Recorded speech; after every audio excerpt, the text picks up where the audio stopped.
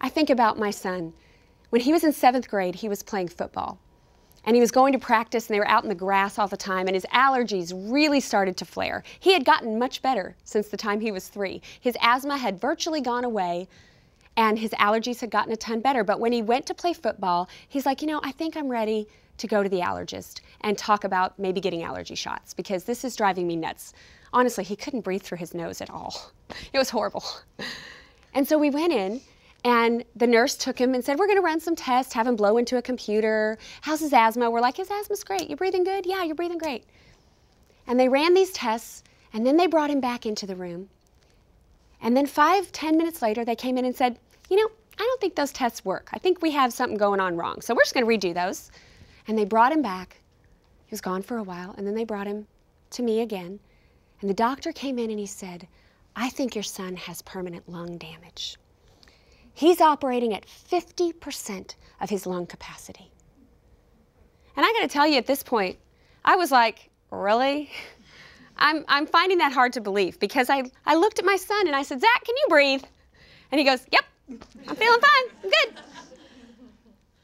And I said to the doctor, come on, how could he be at 50%? Look at him.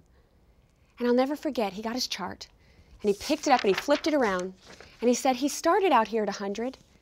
Was used to that. And then he went down to 98 and his body adjusted.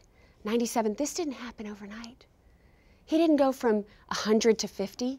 He slowly acclimated his body until he was all the way down to 50%, and he didn't even know it. And I'm glad to tell you, he didn't have permanent lung damage, and they got him on some meds. And I remember about a week later him going, Mom, listen to this. And he went, and I was like, yeah? He had been breathing at half his capacity without even realize it. And ladies,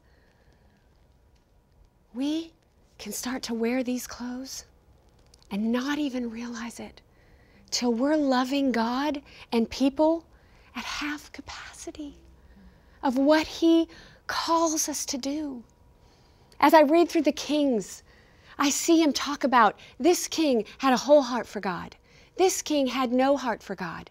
This king had a half heart for God. It's real. We need to be so careful with our hearts.